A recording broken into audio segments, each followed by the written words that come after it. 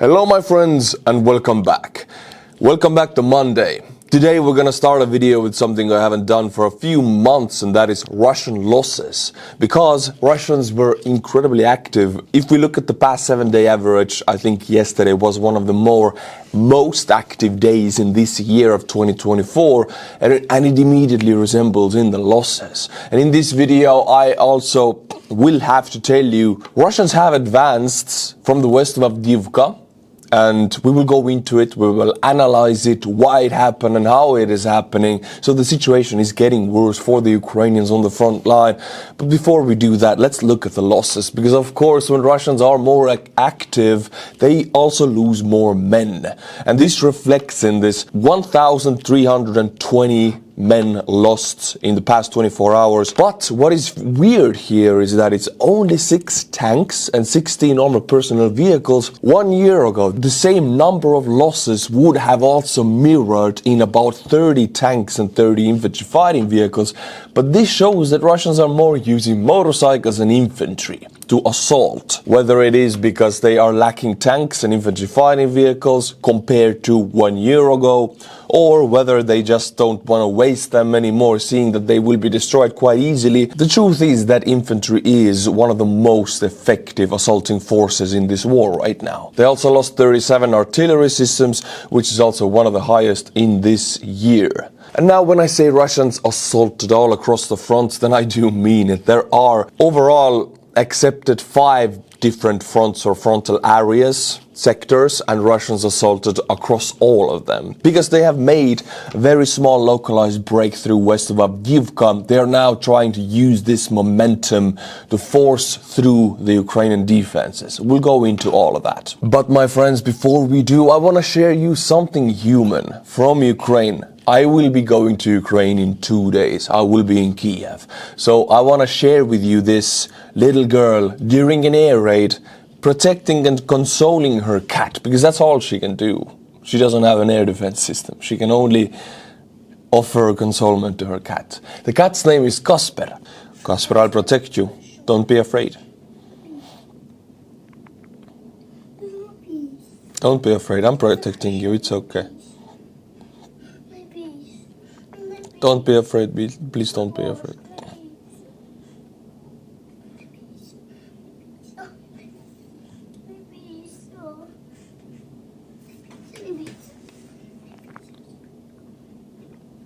Animals are really afraid of, I don't know if you have a dog or a cat and you have seen them reacting to New Year's fireworks festivities, then animals are really afraid of air raids and air raid sirens and the explosions. So don't be afraid, I'll be with you, okay? I'll protect you. Now, if you have a daughter or a son in that age, can you imagine Russian missiles landing in the vicinity so you can hear, and you have to explain to them why Russians are attacking? Why is it exploding outside? What have they done wrong to deserve this? Imagining this is very useful, because this could be the situation in every country if we don't win this now. Alright my friends, now I would say the most difficult part in this video, and I will have to do it and you need to know this, so let's get through it. Ukrainian Chief of Staff General Syrskyi has said that the situation has gone worse on the Ukrainian front line for the Ukrainians, that all across the fronts Russians assaulted last night and Ukrainians were forced to pull back in one certain area. All other places the fronts held, but in west of Avdiivka, and I'll show it to you on the map also. Don't let yourself to be scared by the colorfulness of this map. It shows all the units and brigades and regiments where they are deployed, but this here is Avdiivka, and I'll zoom in a little bit north from it, northwest from it. Ocheretine, this settlement right here, Engeramik, right, this settlement here. We can see Russians in two-pronged offensive have occupied new villages, and the goal of this attack and this direction here for the Russians is Pokrovsk, and the main defensive goal for Ukrainians is also the settlement of Pokrovsk. Of course, it's a little bit further away still and is not in current danger at all. Now, who are on the defending side here? We have the 3rd Assault Brigade, or the former Azov Battalion.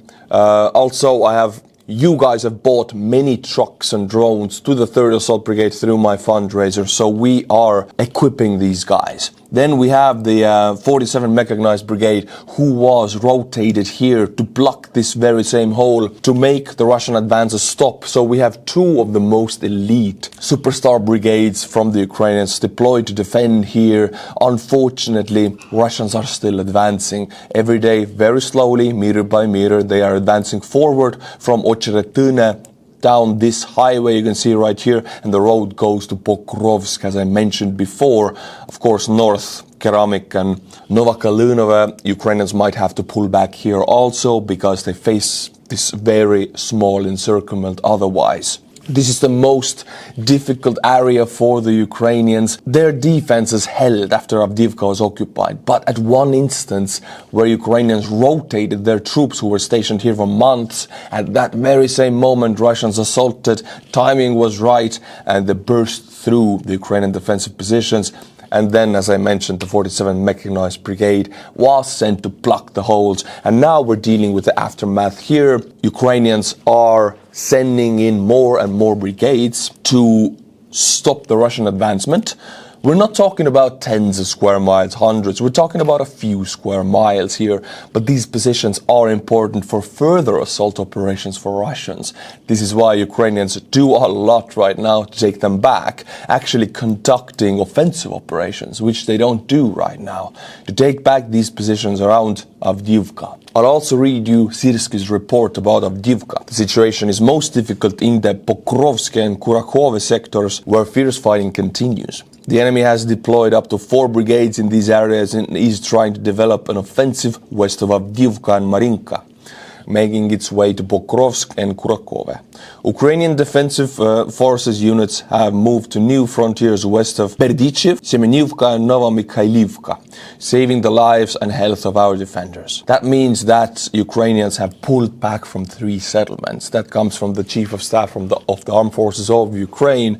And Ukrainian goals, of course, is to save their manpower, because without big numbers in manpower, they cannot make assault operations in the future, and that's the main goal. So they will have to pull back if it would mean otherwise losing a big amount of manpower. They will trade territory for Russian losses. But look at it, my friends. Look at these units. These, we could call it even Russian armies stationed all across this over 1,000 kilometers front line.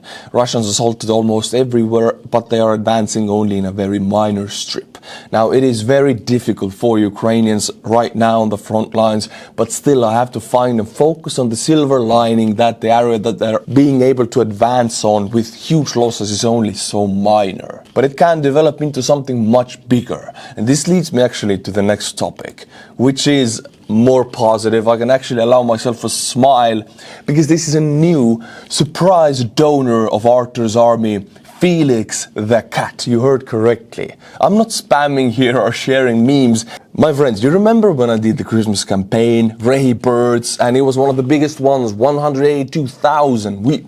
You guys bought Babayaga drones and needles, and you can see them on the screen right now.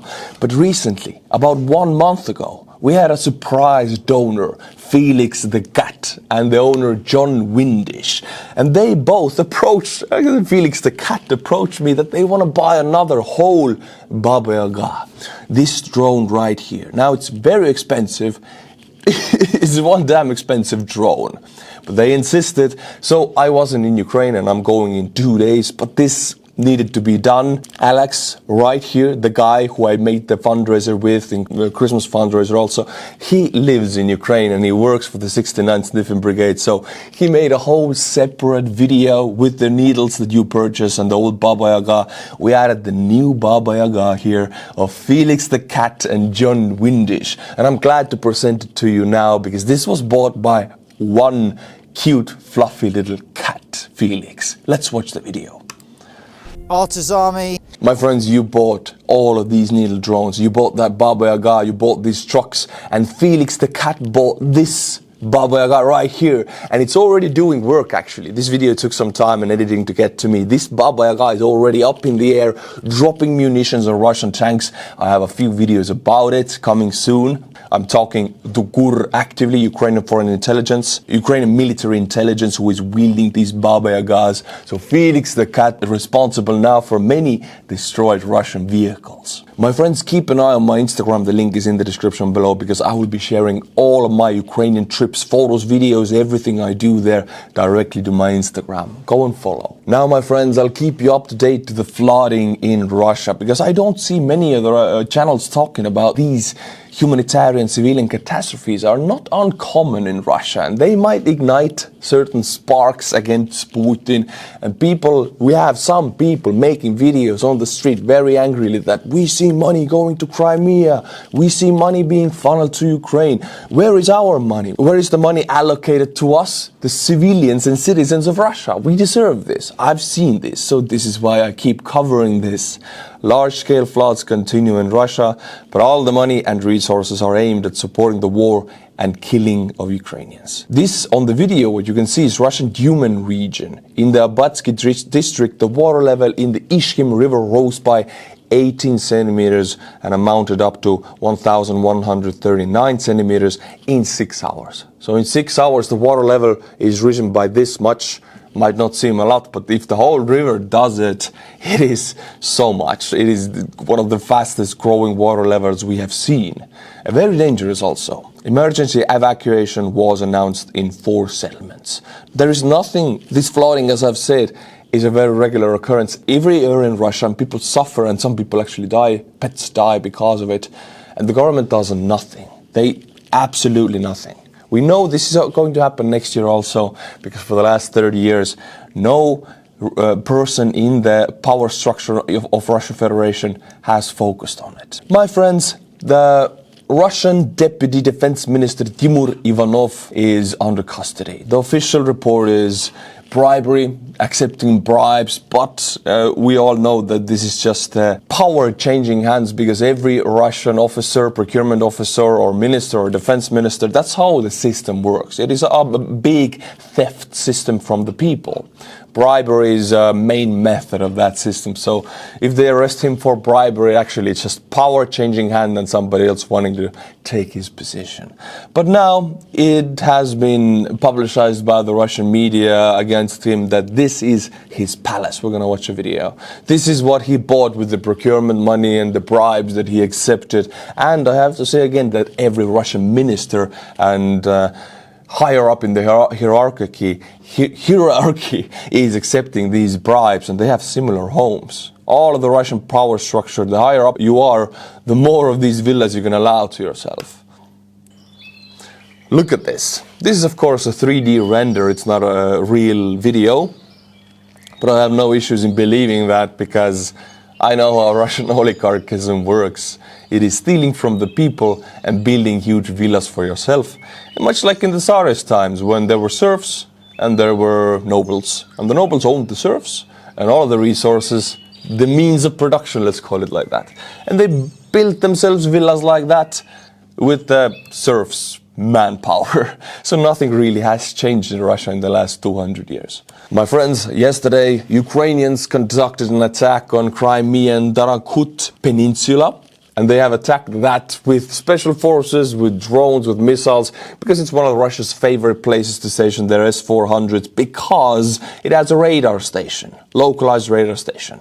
Now, I think even why Ukrainians are not destroying that radar station is because if it's there, Russians are forced to protect it. And if they destroy the S-400s around it, Russians are forced to bring new ones. So that's why I think Ukrainians just keep destroying everything around that radar system. Anyway, yesterday, Ukrainian airstrike in Crimea targeted an S-400 missile system located on the Tarkhankut Peninsula, likely carried out using ATACMS missiles. Hell yeah, baby. The American ATACMS, long range. Initial reports suggested that Russian air defenses failed to respond effectively.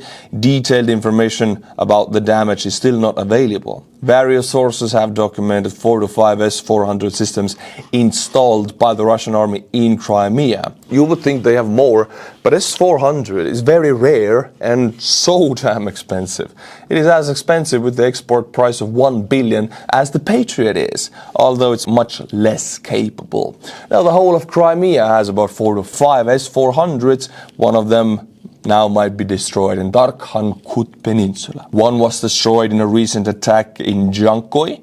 In addition to the system on the Tarkhankut Peninsula, these air defense systems are known to be located in Yevpatoria, Sevastopol, and Feodosia, all Russian army bases or air force bases. The thing is, why is it so important to destroy S-400s and S-300s in Crimea? Because F-16s are coming. This is preparations to clear the skies and anti-air defenses of Russia for the F-16s, who are then pushing back Russian bombers who drop glide bombs to Ukrainian positions, which unfortunately Ukrainians don't have an antidote for. Russian glide bombs are so damn effective, and they're able to mass produce them. Fab 500s, Fab 1000s, Fab 1500s, huge, massive 1.5 tons bombs that have guidance kits on them, guiding them straight to Ukrainian positions, destroying everything because the explosion is so big.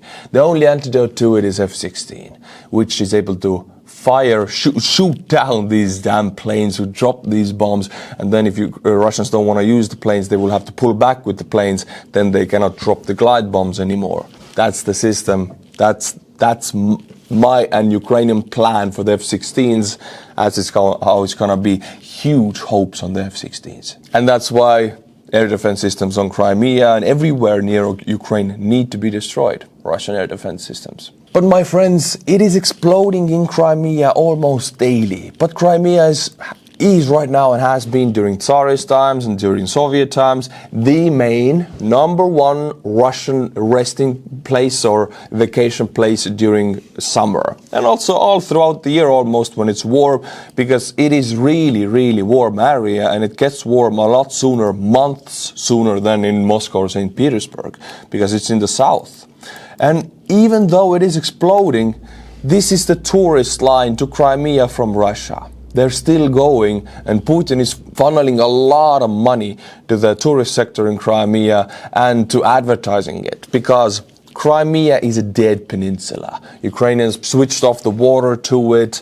It was agricultural area before, then it was a tourist area, then the war came on it. So all of the money and companies are running away from Crimea. Now this is horrible for Putin because it's his jewel. He thinks one of the most successful annexations in his life is Crimean Peninsula, which is now drying into a desert and companies are fleeing from it. So he's desperately trying to almost force Russian tourists back on the peninsula to spend money there to keep some kind of life flowing. And according to this video, it's working. People are going back there to rest and to enjoy the sun next to explosions. Now, my friends, we'll watch a video from North Korea. Yes, North Korea military parade. And we know these parades all flashy and clapping and oh, Kim Jong-un, our father. Well, I want to guide your attention to the equipment. Tractors carrying MLRS that looked like they're from Katyusha, you know, from the Second World War, the very first version of MLRS that the Soviets invented. This looks the very same version, carried by a tractor. It's like they haven't innovated in 70 years. Look at this, this is their, Ukraine and Russia both are building and have MLRS, which is its own system with a truck and you can drive it, but this is towed MLRS with these funny little, this is full 1945 Katyusha system from the Soviet Union. Yeah. We have a general who has so much weight on orders and awards on his chest that if you use a magnet, the guy would fly away. Look at these guys. So many awards. Okay, we have the tractors. I want to see something more. And now we have trucks. Okay, finally trucks with the same MLRS systems mounted on top that look like they're from 1945 Soviet Union, honestly. And then after that, we have, get ready for it. We have another type of trucks, and if you close them down, they're cement trucks. Look at that. Oh, we're just carrying cement, don't worry about it. Boom! MLRS in your face. Now this is a country, this is not a terrorist group, it's a country aligned with China, Iran and Russia, who are using the same tactic very publicly.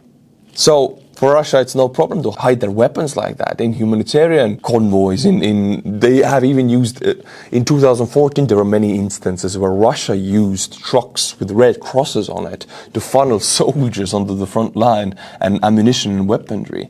And North Korea is parading that very ability on the parade here. But talking about parades, my friends, May 9th is coming, Den Babedi for Russia, the Victory Day. Since in Europe, the Second World War ended in May the 8th, Russians just wanted to be different and wanted to do things because differently, May the 9th, right? For them, it's the most holy day of the year, the religiously most holy day. They don't have God in the Christ sense. They have veterans of World War II. That's who they pray to, basically. Now, Putin has already cancelled the march of the undead polk or undead unit. I don't know how to call it. It's what happens every year where Russians march with pictures of their dead grandfathers from the Second World War or from Afghanistan war. It's a Russian way of, showcasing that we have lost somebody and this is the price we paid for the Second World War. But it is full propaganda and brainwash. Why Putin cancelled this? It happens for decades now, every year. And Russians love this. But why Putin cancelled this? And this is also the Russians are very sad about this because they cannot march with their dead grandfather anymore. But Putin cancelled it because so many Russians have died in Ukraine that he's afraid that when all of the people and wives come out with the pictures of the dead husbands and fathers who died in Ukraine, this would give an idea of the scope of the losses to the Russian people, because there will be so many pictures, so many people with pictures, more than ever. And Putin doesn't want that, because the Russian society has been fooled that the losses are minimal, and they don't really talk about Russian losses at all in Russia. So this is why Putin cancelled the march all across Russia.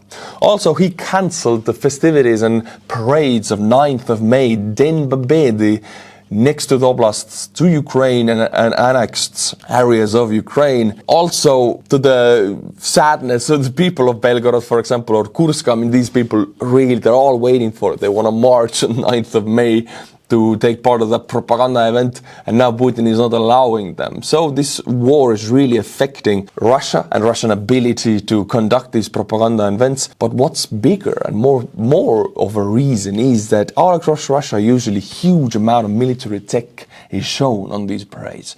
Now, the last parade in Moscow was so sad. There was nothing. Everything was tied up in Ukraine. This year is even worse. I would really like to see what Putin conjures up on the Red Square. Tanks from T-34s or what? Because everything they have, everything they're making is going to Ukraine. There's nothing to take, to show on the Red Square. So I would really love to. I'm going to watch with great interest what they choose to showcase there. And now, my friends, a report from Finnish NAFO fella Joni Askola from X. If you want to read his analysis and my own tweets, go to Twitter, links down in the description below. And this analysis is very happy news for me. Italy is supplying Storm Shadow missiles to Ukraine. Great news, but do not accept many, because Italy doesn't have enemy capabilities in a distance that they cannot affect you. You destroy enemy army gathering points, supply hide them. Missiles are a perfect and most safe way to degrade enemies of Russian supply hubs, gatherings of men, missiles. That's why everybody's talking about Storm Shadows. Friends, today I will not do the Buy Me a Coffee members. I'll do them tomorrow before I go to Ukraine. But I wanted to just talk a little bit about mental health. The Ukrainian war analysis part is over, so if you came for that, you can click away now. But I just want to share a little bit how I'm feeling, because recently I've seen a downturn in my mental health. I've had mood swings and I felt the depression creeping back. It doesn't make any sense to me, because the sun is shining outside, it's getting warmer in Estonia, but I feel getting sadder and sadder and more tired. And if you have had depression, deep, strong depression, then you know that you never fully cure it. You just fight the symptoms and you have happier periods in life, but in tougher periods it's shows itself again. And this is a period for me right now. It's very tough for me to smile on camera right now. It's very tough to say, hello, my friends, welcome back to Tuesday. Let's survive together. It's tough because in my head I can feel it. And I know many of you, I've read your comments that when you hear that I have depression, you have said in a comment that you have gone through similar episodes in your life. I'm glad to have viewers who understand me that well, because if you have had deep depression, we have this understanding, because you cannot explain it with words to a person who hasn't felt it. They will say to you, sleep and eat and take D vitamin and you're happy. They don't understand. You don't eat this away. You don't sleep this away. It is a disease. And it is a disease extremely difficult to cure. And I have had a very good period, I have to say. I have a very good period. I went back on Zoloft, and I'm right now on a huge amount of Zoloft, 2 pills a day, antidepressants. And it has worked for me very good for over a year. But now recently, for some reason, I don't know if I have ignored some of my needs or something, but I wake up tired, I'm sad.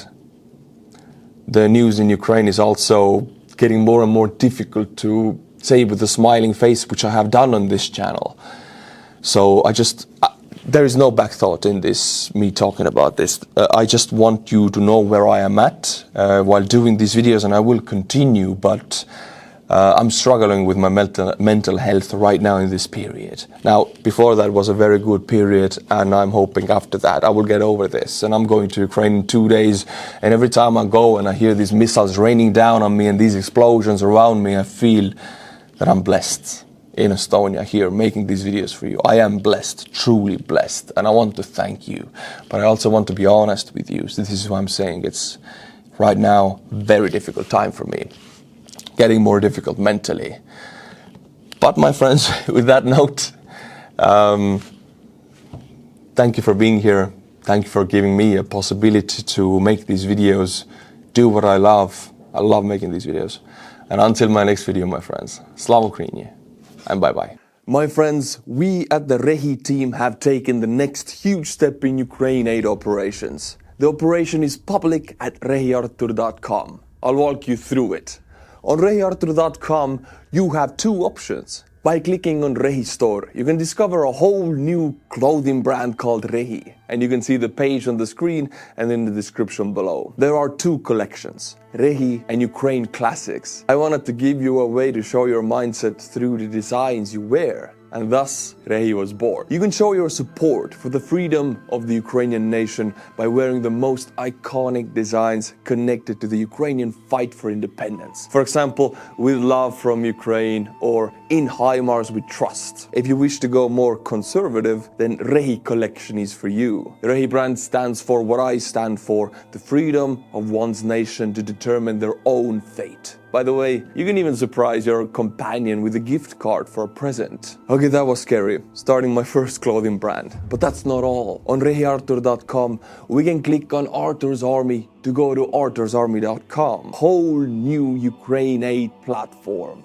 You can see that Artur's Army has delivered close to $500,000 worth of equipment to Ukraine. And if you scroll down, you can see 3 operations to contribute to: drones, vehicles, and humanitarian aid for those who wish to help Ukrainian orphans. All delivered drones and vehicles show up if you scroll down even more. As you can see, Ukrainian victory loading is in progress. You can click on read more to any of the 3 missions to find out more information about the specifics and past successes. My friends, I'll go through the checkout with you. For example, let's pick drones and let's click donate. It guides us to this really cool checkout page. Contribution for the purpose. You can choose multiple categories. The summary will be shown down below. For example, one cheap kamikaze drone costs 1,000 USD. So if you click 1,000, it's 1 tank destroyed. If you click 500, it's 0.5 tanks destroyed. And if you play around with this one right here, you get the exact number of tanks destroyed. We're talking about Russian tanks demilitarized, of course.